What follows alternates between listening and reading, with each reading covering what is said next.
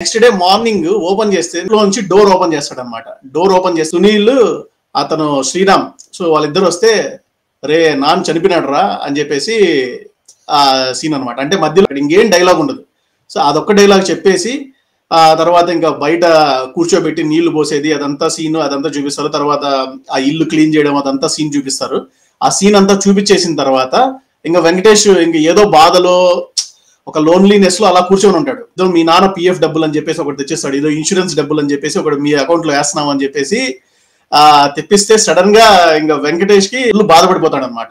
ఆ చేతక్ బండి అది రిపేర్ చేయమని ఎన్నిసార్లు అడిగినా రిపేర్ చేయించుంటాడు. వెంటనే దాన్ని తీసుకెళ్లి దాన్ని రిపేర్ చేయించి అరే నా బాధని మా ఫాదర్ ని నేనే చంపేశానని చెప్పేసి బాధపడి కుమిలిపోతా ఉంటాడు అనమాట. ఫాదర్ సన్ క్యారెక్టర్స్ సీన్స్ లో చెప్పాలనుకుంటే అడువారి మాటలకి అర్థాలే వేర్లే సీన్స్ డెఫినెట్ గా వస్తుంది అనమాట.